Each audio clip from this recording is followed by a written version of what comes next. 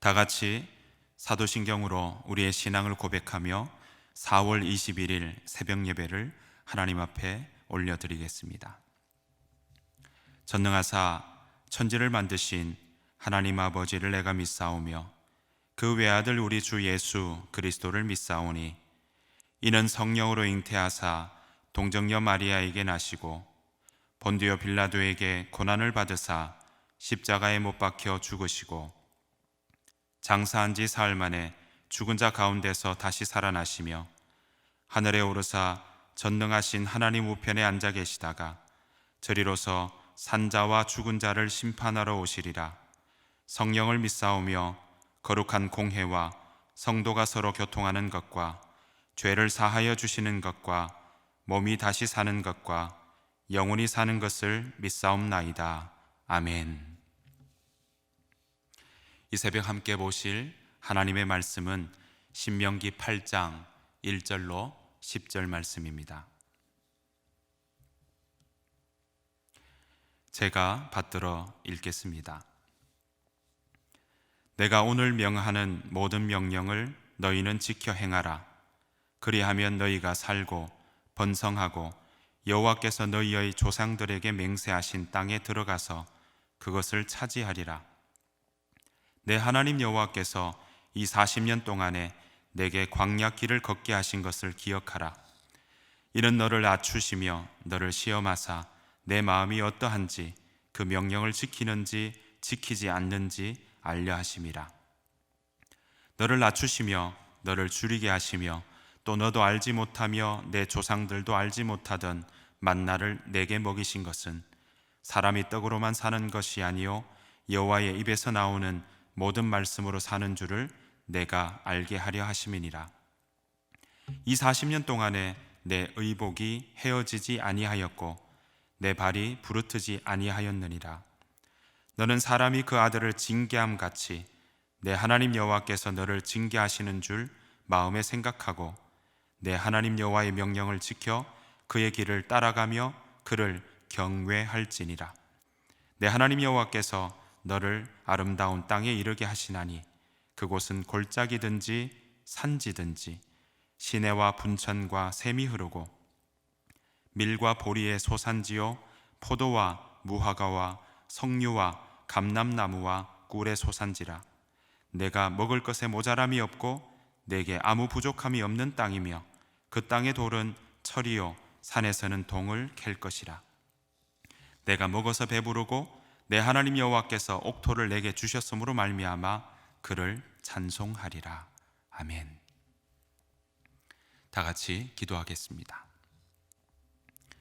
생명의 주인이 되시는 여호와 하나님 아버지, 주의 은혜를 감사드립니다. 가지마다 연두빛 이파리를 보면서 창조하신 하나님의 손길을 생각하게 됩니다. 아버지 하나님, 저희에게 세월에 둔한 사람이 아니라 세월을 잘 아끼는 지혜를 허락하여 주옵소서. 벌써 4월의 끄트머리로 달려가는 시간을 보면서 우리의 날 계수함을 가르쳐 주옵소서. 쏜살같이 빠르게 변하는 세상 속에서 우리 마음을 잘 아시는 주님을 바라보게 하시고 그 시선을 놓치지 않도록 붙잡아 주시옵소서. 이 시간 드려지는 예물을 기뻐 받아 주옵소서. 드려지는 손길마다 물된 동상 같은 은혜가 있게 하여 주옵소서. 이제 주의 말씀 앞에 섭니다. 그 말씀이 우리를 푸른 초장으로 인도하는 길이 되게 하여 주옵소서. 예수님의 이름으로 기도하옵나이다. 아멘. 이 새벽 예배로 하루를 시작하시는 여러분들에게 주의 은혜와 평강이 충만하시기를 간절히 축복합니다. 오늘 신명기 8장 1절부터 10절 말씀 가지고 기억하고 기대하라 라는 제목으로 말씀 나누기를 원합니다. 오늘 설교를 준비하면서 이런 생각이 들었습니다. 이런 속담이 좀 생각이 났습니다. 개구리는 개구리 올챙이적 생각하지 못한다 하는 속담이 있죠. 예전에 어려웠던 시기, 과거의 기억들을 우리가 잘 못한다 하는 이야기가 이 속담에 담겨 있는 내용입니다. 모세도 오늘 아마 이 속담을 알았다면 이 속담을 이야기했지 않았을까, 또 그 속담을 이야기하며 아마 당부했지 않았을까, 그런 생각들을 해보게 됩니다. 오늘 모세가 두 가지 당부를 하고 있습니다. 그 당부하는 두 가지를 정리하면 이렇죠. 첫 번째는 뭐냐면 이스라엘 백성들이 어려웠을 때 함께 하신 하나님을 기억해라. 두 번째는 뭐냐면 장차 좋은 것을 하나님께서 주실 텐데 그때 주시는 하나님을 기대하되 그때 하나님을 잊지 말라 하는 것입니다. 오늘 2절 보니까요, 모세는 이스라엘 백성들에게 이렇게 당부합니다. 첫 번째 정리했던 당부죠. 광야 길을 걷게 하신 것을 기억하라 라고 말씀합니다. 왜 광야 길을 걷게 하셨을까요? 하나님께서 아시는 길이 광야 길, 그 길밖에 몰랐을까요? 그건 아닐 것입니다.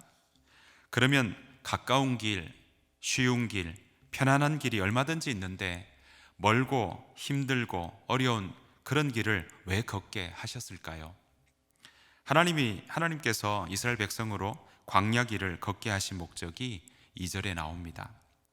너를 낮추시며 너를 시험하사 내 마음이 어떠한지 그 명령을 지키는지 지키지 않는지 알려 하심이라.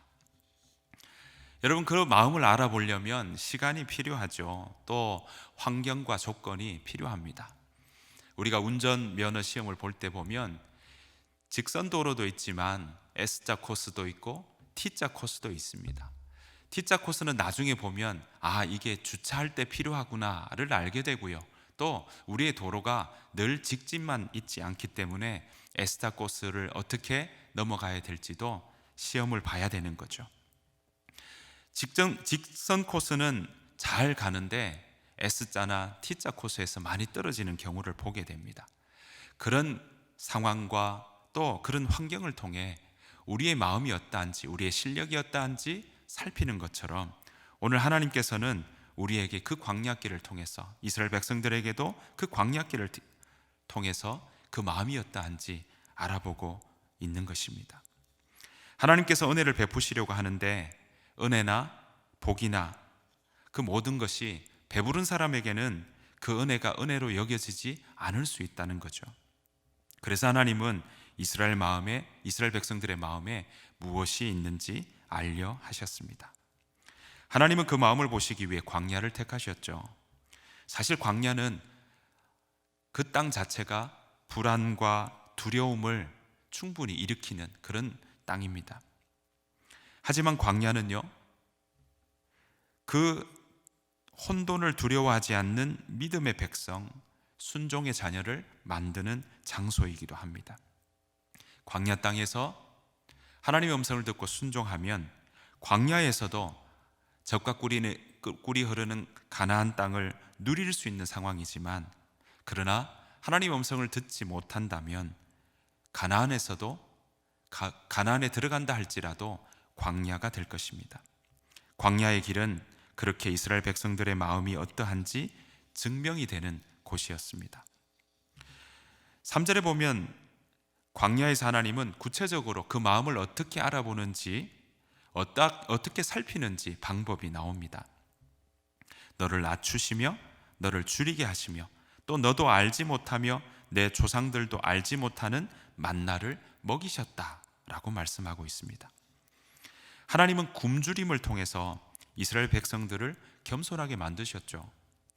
그런데 하나님의 이어진 이 말씀 보면 굶주리게 하셨다고 하시고는 바로 그들에게 만나를 먹이셨다는 거예요. 굶주리게 하셨다고 만나를 먹이셨다, 두 말을 보면 앞뒤가 맞지 않는 말씀처럼 들립니다. 아니, 그들에게 만나를 먹이시면서 굶주리게 만드셨다, 이해가 잘 안 될 수도 있습니다. 여러분, 만나는 사실 광야에서 최고의 음식이었습니다. 엘리야는 겨우 만나 두 덩어리로 그 두 덩어리를 먹고 40일 동안 여행할 힘을 얻었던 걸 우리는 알 수 있습니다. 그런데 이스라엘 백성들에게는 그 좋은 만나가 두 덩어리 정도가 아니라 풍성하게 공급되었어. 일주일에 6일간 아침마다 하늘에서 새로운 만나를 보았고 또 그 새로운 만나가 내렸으니까 그들은 부족하지 않았습니다.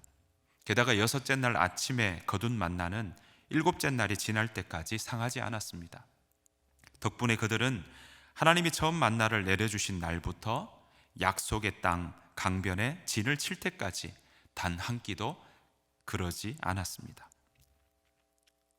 그렇게 굶주리지 않았던 그들에게 왜 하나님은 너를 줄이게 하시며 라고 말씀하셨을까요? 하나님은 도대체 어떤 굶주림을 말씀하시는 것일까요? 이 점을 이해하기 위해서는 이스라엘 백성들의 상황을 생각해 봐야 합니다. 여러분, 만나, 아무리 맛있는 만나라 할지라도 여러분, 똑같은 음식을 계속 먹으면 어떻습니까? 아무리 좋은 맛집을 가도 그 맛집을 매일같이 매 끼를 계속 먹는다면 아마 질리기 마련일 겁니다. 이스라엘 백성들에겐 분명히 굶주리지 않는 만나를 얻을 수 있었고 그들은 그들에게 필요한 것들은 분명히 받았습니다. 그런데 또 다른 것을 원하고 다른 것을 먹고 싶은 그것은 충족시켜지지 않았다는 겁니다. 여러분, 하나님은 이스라엘 백성들의 기본적인 필요를 채워주셨습니다. 하지만 육체가 원하는 육체의 소욕을 만족시켜 줄 것을 다 없앴습니다. 이로 인해서 이스라엘 백성들의 마음에는 굶주림이 있었습니다. 원하는 걸 얻지 못한다는 굶주림이 있었던 겁니다. 그리고 그 굶주림은 시험이었습니다. 이를 통해서 하나님께서는 이스라엘 백성들이 자신들의 마음이 어떠한지 알기를 원하셨던 거죠. 이스라엘 백성들은 애굽에 남겨두고 온 것들이 아닌 하나님을 원할까? 그들이 정말 하나님을 찾을까? 아니면 육신이 원하는 것을 찾을까? 그들이 정말 의에 대한 굶주림이나 목마름을 정말 느낄까? 아니면 그저 편안함과 쾌락을 갈망할까? 하나님은 그 많은 부분들에 대한 것을 보기를 원하셨던 거죠. 안타깝게도 이스라엘 백성들의 마음은 참된 만족을 주시는 그 하나님께 고정되어 있지 않았다는 것 우리가 알게 됩니다. 민수기 11장 4절에서 6절 말씀 보면 이렇게 나옵니다. 그들 중에 섞여 사는 다른 인종들이 탐욕을 품음에 이스라엘 자손도 다시 울며 이르되 누가 우리에게 고기를 주어 먹게 하랴? 우리가 애굽에 있을 때에는 값없이 생선과 오이와 참외와 부추와 파와 마늘들을 먹은 것이 생각나거늘 이제는 우리의 기력이 다하여 이 만나 외에는 보이는 것이 아무것도 없도다 하니. 이스라엘 백성들은 지금 이 광야 땅에서 지나가면서 애굽에 남겨두고 온 것들을 떠올리고 있습니다. 그럴수록 정말 애굽에서 종되었고 노예되었던 억압받던 그 삶을 오히려 더 좋게 보일 때도 있더라 하는 것입니다.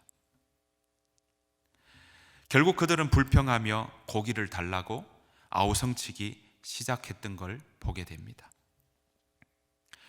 고기를 요구한 행위는 하나님 그리고 하나님이 이끄시고 공급하시는 방법에 대한 불만족한 마음을 보여줍니다. 또한 그것은 애굽에 남겨두고 온 삶을 향한 강한 애착과 그리고 그때가 더 좋았다는 바램을 보여주고 있습니다. 그들은 어느새 노예 생활의 괴로움을 다 잊어버리고 그곳에서의 삶을 즐거움으로 기억하고 있습니다.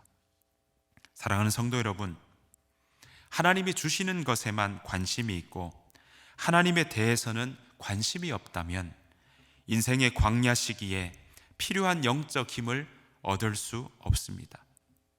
애굽의 노예 생활도 좋았던 추억으로 기억하게 될 수 있다 하는 것입니다.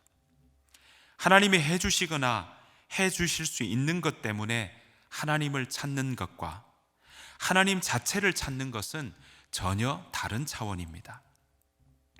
자신의 이익을 위한 것을 위해 하나님을 찾는다면 설령 하나님과 관계를 맺는다 하더라도 그 관계는 미성숙할 수밖에 없습니다. 여러분, 우리의 삶에도 광야가 찾아올 때가 있습니다.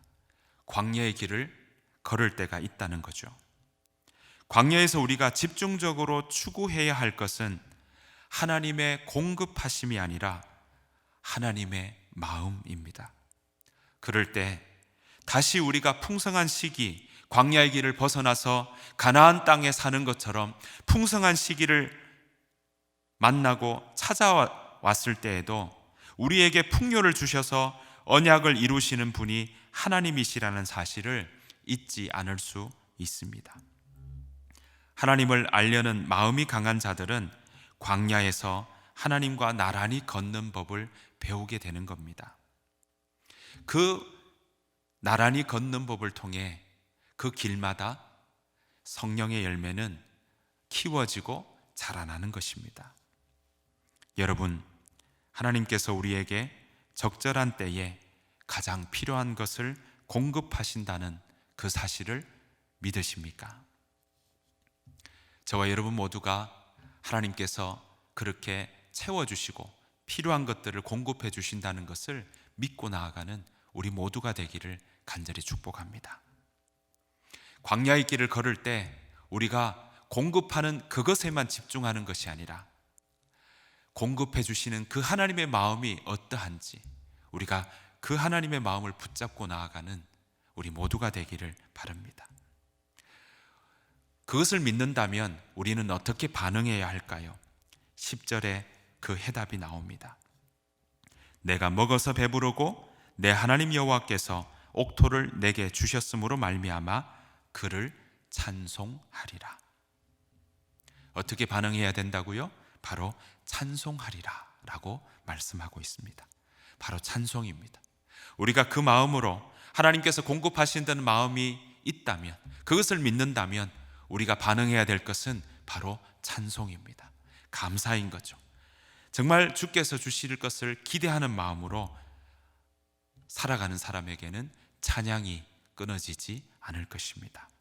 오늘 하루 살아가는 동안에 공급해 주시고 이끌어 주시고 함께 해 주시는 그 하나님을 믿으며 우리가 함께 찬양하며 나아가는 오늘 하루의 삶이 되기를 간절히 축복합니다. 주님께서 가르쳐준 기도로 마치겠습니다. 하늘에 계신 우리 아버지여, 이름이 거룩히 여김을 받으시오며 나라가 임하옵시오며 뜻이 하늘에서 이루어진 것 같이 땅에서도 이루어지리이다. 오늘 우리에게 일용할 양식을 주시옵고 우리가 우리에게 죄 지은 자를 사하여 준 것 같이 우리 죄를 사하여 주시옵고 우리를 시험에 들게 하지 마시옵고 다만 악에서 구하시옵소서. 나라와 권세와 영광이 아버지께 영원히 있사옵나이다. 아멘.